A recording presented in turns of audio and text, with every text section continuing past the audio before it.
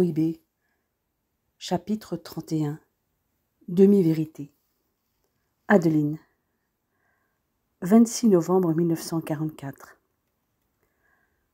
Depuis que la région du Havre est libérée, les anciens collabos sont poursuivis, dénoncés, surtout dans les campagnes. Certains en profitent apparemment pour régler leurs comptes. Les plus hargneux envers les personnes soupçonnées d'avoir fricoté avec les occupants sont souvent d'anciens collabos qui ont retourné leur veste au bon moment. Quelques résistants anciens ou de la dernière heure ne se sont pas privés pour faire justice eux-mêmes. Les seconds pour s'acheter une légitimité aux yeux des libérateurs. Les miliciens ont été les premières victimes. J'aurais nettement préféré qu'ils soient jugés, au lieu d'être exécutés sauvagement. Ceux qui ont fait ça n'ont pas plus d'excuses que les nazis, puisqu'ils appliquent leurs méthodes. Qu'ils soient maquisards ou FFI, ne les dédouanent absolument pas. Mais je garde surtout en mémoire les histoires de femmes tondues, marquées de la croix gammée, parfois au fer rouge, ou battues pour le seul crime d'avoir eu des relations avec des Allemands. Si quelques-unes ont réellement collaboré et trahi leur pays, d'autres n'ont eu que des relations sexuelles sans jamais dénoncer qui que ce soit ou faire de mal à leurs compatriotes. Certaines ont vendu leur corps pour manger à leur faim, voire nourrir un peu mieux leur famille. D'autres sont réellement tombées amoureuses. Je me reconnais en ces dernières qui ont couché avec l'ennemi par amour. J'aurais pu être l'une de ces femmes molestées si j'avais été dénoncée. Car seuls des soupçons suffisent pour dénoncer ce qu'on appelle la collaboration horizontale. Mais personne ne l'a fait dans mon entourage. Ou peut-être est-ce dû à mon engagement comme résistante dès 1940. Si cette collaboration était active, cela nécessite un jugement légal. Et s'il s'agit d'opportunisme ou d'histoire d'amour, pourquoi les femmes sont-elles toujours plus visées que les hommes? Dans le cas inverse d'un homme qui aurait couché avec une auxiliaire féminine de l'armée allemande, que se serait-il passé? Probablement rien. Ça aurait été peut-être même considéré comme une victoire sur l'ennemi. Ces spectacles abjects ne grandissent pas l'humanité. Outre la tonte et son cortège d'humiliation, les mises en scène sont parfois sordides. Des résistants de la 23e heure avec leurs mitraillettes sur la hanche font leur loi en encadrant des femmes inoffensives devant des centaines de personnes pour une réparation collective, passant par l'humiliation de quelques-unes, expiant ainsi les fautes de tous les autres. La coupe des cheveux des collaboratrices horizontales se transforme en mesure d'hygiène, comme la tête des gamins que l'on débarrasse de leur pouls, une bonne désinfection pour se débarrasser des miasmes de l'infection nazie. Je suis reconnaissante envers Bastian, qui a toujours voulu garder notre relation secrète pour que je ne vive pas une humiliation comme celle que ces femmes ont subie en public, parfois dénudées à la vue de tous, sous les yeux de personnes qui ont parfois fait des choses bien pires que ces pauvres victimes expiatoires. Je remercie aussi ceux qui ont certainement subodoré notre relation et qui se sont tus, peut-être par amitié pour moi, ou parce qu'ils avaient aussi compris qu'on pouvait être humain avant d'être allemand, et aussi parce qu'ils avaient compris que Bastian ne partageait pas les idées du Führer et qu'il l'avait prouvé plusieurs fois. Révoltée par le sort de ces femmes que j'aurais pu partager, je suis aussi anxieuse pour l'avenir. L'enfant que je porte en moi va naître sans père dans un premier temps. Notre vie ne s'annonce pas facile. Une fille mère avec un enfant de père allemand, c'est ce que je vais être très bientôt. Ma grossesse ne se voit pas encore. J'ai eu tellement de nausées que dans un premier temps, j'ai même perdu du poids. Mais je vais bientôt être enceinte de 4 mois, et d'ici quelques semaines, je ne pourrai plus cacher mon état. Je dois en parler à mon père. Après le dîner ce soir, je vais lui en parler. Il nous a donné sa bénédiction à Bastian et à moi, il y a quelques mois. Il m'écoutera. Et si jamais il me rejette, je partirai. Après tout, j'ai un métier, j'ai quelques économies, je trouverai le moyen de me débrouiller. Depuis le départ de Bastian et des autres soldats, nous avons retrouvé nos habitudes. Nous dînons tous ensemble dans la salle à manger, y compris les filles.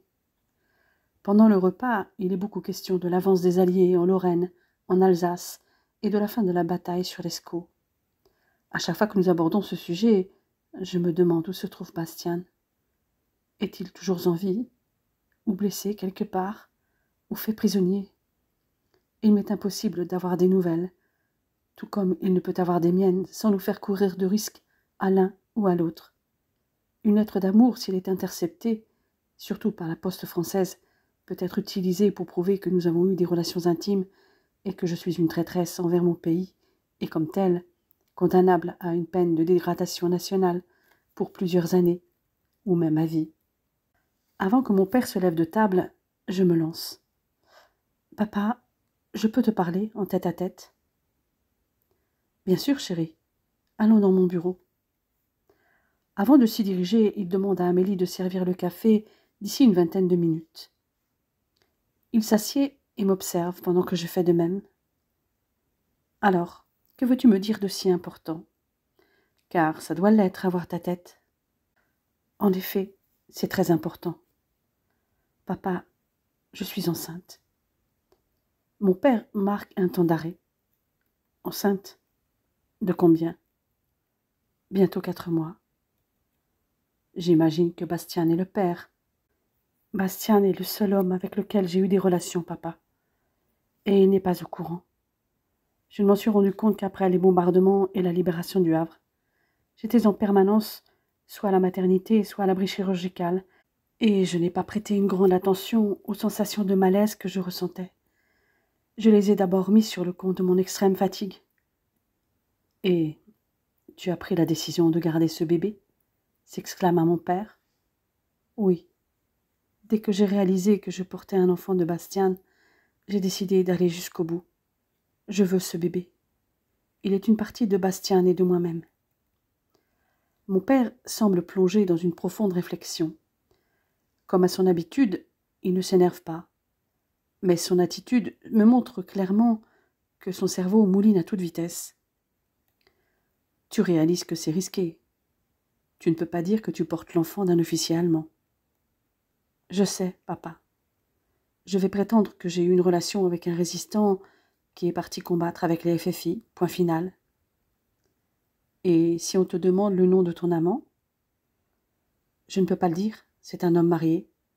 C'est moins risqué d'être fille-mère que poule à boche. »« Je vois, et j'imagine que ton résistant ne reviendra pas. » Le demi-sourire qui s'ébauche sur le visage de mon père m'indique qu'il va me soutenir quoi qu'il arrive.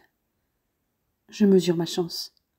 Combien de parents m'auraient mise à la porte en apprenant que non seulement j'avais des relations intimes avec un Allemand, mais qu'en plus il m'avait engrossée. Mon père non seulement avait accepté Bastien, et il allait aussi accepter son enfant. À aucun moment il ne m'a jugé. Il n'en sera peut-être pas de même avec les autres. Mais ça, je m'en moque éperdument. Je n'ai pas honte d'aimer le père de mon enfant. Si je cache qu'il est allemand, c'est parce que Bastien lui-même l'aurait certainement voulu ainsi, en attendant son retour. Lui qui a toujours cherché à protéger ma réputation. Je suis prête à accepter les remarques désobligeantes faites aux mères célibataires dans notre société patriarcale, où elles sont infantilisées, méprisées pour avoir fauté. J'imagine déjà les mots qu'on me crachera à la figure. Catin, traîné, moins que rien, putain. Tu es sûr que tu parviendras à te tenir à ce pieux mensonge, s'enquiert mon père. Je ne mens qu'à moitié, papa. Le père de mon enfant est bien un résistant, et il est parti combattre.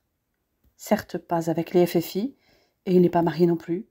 Enfin, pour être précise, nous nous sommes engagés l'un envers l'autre. Nous nous considérons comme mari et femme, moi et Bastien. Donc je ne mens même pas quand je dis que le père de mon bébé est marié. Il l'est, avec moi. Dieu a été témoin de nos vœux. D'où l'alliance que tu portes depuis mi-août, murmure mon père affectueusement.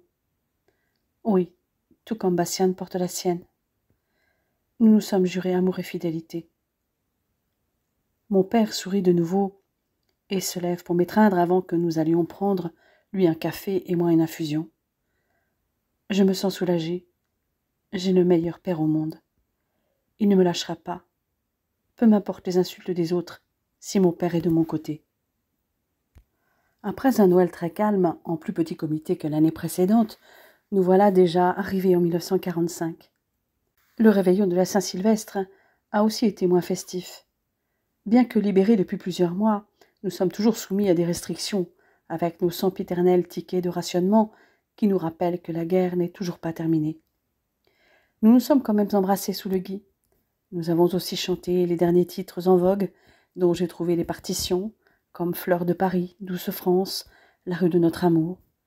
Bien sûr, nous mettons aussi quelques disques, essentiellement des chansons françaises anciennes ou plus récentes, comme l'accordéoniste Piaf ou le Petit Vin Blanc. Car nos deux seuls cavaliers sont mon père et Jean. Il n'est pas question de danser du swing comme l'année dernière. Dans les rues du Havre, les soldats américains ont remplacé les soldats du Reich. La ville sert de port militaire aux Américains pour le débarquement de matériel et d'hommes et soutenir l'effort de guerre. À compter d'octobre 1944, le port du Havre est même devenu le premier port américain-français, voire européen. La plupart des matériels arrivent des États-Unis en cargo ou par convoi de Liberty Ships. L'organisation américaine et la mobilisation de milliers d'hommes a permis la remise en état rapide du port avec le déminage, l'enlèvement des épaves, le dégagement des accès, l'aménagement de quais flottants, la remise en eau des bassins. Des troupes américaines sont entre autres logées à l'hôtel du Fayel à Sainte-Adresse. Ce sont les troupes sédentaires, liées à l'activité portuaire ou à la gestion des camps, telle la 89e division d'infanterie. Mais la plupart des GIs, comme ceux en attente de retour aux États-Unis à la fin de la bataille de Normandie, n'effectuent qu'un bref séjour de 72 heures à 10 jours en moyenne, et sont hébergés dans un des 8 camps, appelés camps cigarettes, dans des logements de fortune montés à la hâte tout le long de la côte d'Albâtre, du Havre à Saint-Valery-en-Caux. Ces campements, d'une capacité d'accueil de 200 000 hommes, portent tous le nom d'une marque de tabac pour ne pas être géolocalisés par l'ennemi. Leur présence impose de lourdes contraintes, comme des réquisitions, des prestations en nature diverses, mais pour être honnête, elle offre aussi des avantages indéniables, comme leur participation aux grands travaux, les emplois et les aides multiples qu'ils offrent. C'est aussi l'occasion de découvrir un autre monde. Car les Américains nous côtoient quotidiennement et nous familiarisent à leur culture à grand renfort de chewing-gum, Coca-Cola et bien sûr de paquets de cigarettes. Des gamins du Havre vivant près du camp installé dans la forêt de Montjon passent beaucoup de temps dans ce camp Tarleton. Le seul à ne pas porter un nom de cigarette, mais celui d'un dessinateur de pin-up. Ils y jouent au baseball ou au basket avec les Américains, ou encore leur font quelques courses contre une tablette de chocolat, du pain, des cigarettes ou du chewing-gum. En revanche, les boys n'ont pas forcément une bonne réputation. Le maire du Havre se plaint beaucoup de leur comportement. Certains Havrais ont été outrés d'en voir copuler dans le cimetière, ou de constater que des enfants jouent avec des préservatifs, utilisés bien entendu, que les soldats jettent n'importe où. Avec une condescendance odieuse, le commandement militaire a apparemment considéré que les Havrais, en bon français, n'y trouveraient rien à redire. Du coup, les autorités civiles doivent seules se charger du trouble à l'ordre public. J'ai entendu un membre du conseil municipal dire que les Allemands, eux au moins, savaient organiser la vie sexuelle de leurs militaires. Certains Américains plus engagés proposent aux Havraises de partir pour les États-Unis. Il est possible que certaines se laissent tenter dans l'espoir d'une plus belle vie dans un nouveau monde outre-Atlantique. La présence américaine génère aussi d'autres incidents, comme les accidents de la route très fréquents en raison de l'intensité du trafic, mais aussi du comportement des chauffeurs toujours prioritaires et circulant à grande vitesse, avec peu ou pas d'égard pour les civils. Il y a aussi les nombreuses agressions et rixes qui créent un climat de violence et d'insécurité au Havre et autour des camps. Les bagarres sont fréquentes et l'alcool qui coule à flot y est pour beaucoup. Les Américains apprécient beaucoup trop la bière et le calvados. Parmi les agressions, il y a eu quelques viols, de nombreux vols, des violations de domicile. Les Noirs américains sont souvent désignés comme les fauteurs de troubles, ce dont je ne suis pas totalement convaincu, mais ça, c'est mon avis personnel. Il semblerait que les autorités militaires américaines soient plus sévères envers les soldats noirs qu'envers les blancs pour un délit ou un crime semblable. Les soldats noirs sont rarement acquittés. L'opinion locale est d'ailleurs paradoxale à leur sujet. Les Havrais se montrent choqués par la ségrégation qui règne dans l'armée américaine, mais ont eux-mêmes des préjugés racistes à leur égard. Et si les Américains ont un comportement répréhensible, Enfin, pas tous. Ils sont aussi victimes de l'intense marché noir et des trafics en tout genre pour les aliments, les vêtements, le tabac, l'essence. La mafia, dans leur propre armée, prélève aussi sa dîme. Mais ma vision des choses est certainement influencée par mon éternel optimisme, un brin incorné malgré tout par cette guerre.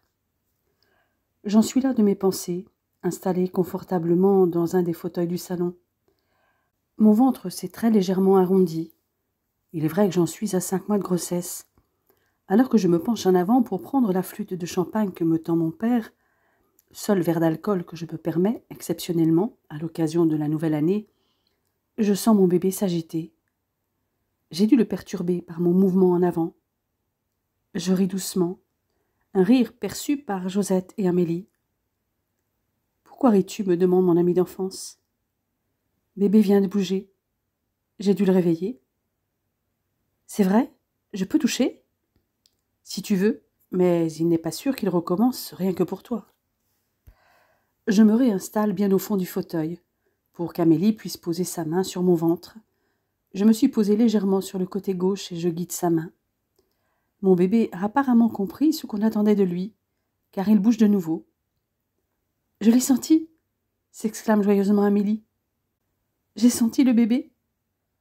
Josette sourit et ne peut s'empêcher de venir toucher elle aussi, recevant à son tour un petit coup de pied. « Eh bien, ce petit bout de chou me semble déjà bien vigoureux, dit-elle. »« Comme son papa, » me souffle Amélie à l'oreille. Je la regarde en lui faisant les gros yeux. Mon amie a compris depuis longtemps, sans que je lui dise quoi que ce soit. Cet enfant dans mon ventre me remonte le moral, parfois en berne, du fait de l'absence de son papa. J'aurais tant aimé que Bastien sente lui aussi son bébé bouger, un bébé plein de vie, et que je ne risque plus de perdre. Le spectre de la fausse couche s'est maintenant éloigné. Cette petite vie, le fruit de l'amour que nous partageons, Bastien et moi, est un vrai miracle. Si ma meilleure amie a deviné, comme Josette, personne ne pipe mot devant moi et mon père.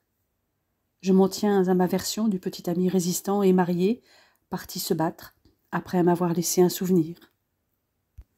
Pour l'instant, quand je sors pour aller travailler ou me promener, je ne subis pas encore de regard condescendant, puisque mon petit ventre ne se voit pas encore sous la cape qui recouvre mon uniforme de sage-femme, ou sous mon manteau quand je pars en balade, puisque nous sommes en hiver. En revanche, mes collègues s'en sont bien aperçus, et le regard de certaines en dit long. Je m'en moque. Je ne regrette rien des moments passés avec Bastien, ces moments de tendresse et aussi de passion. Je ne me mords absolument pas les doigts pour avoir fait l'amour avec mon bel officier, et ce, pendant plus d'1 an, ne leur en déplaise, et encore moins pour le petit être qui grandit en moi. Toutes mes pensées se concentrent de nouveau vers Bastien, dont je n'ai pas de nouvelles et pour qui je prie chaque soir, pour qu'il s'en sorte vivant, afin que nous nous retrouvions un jour.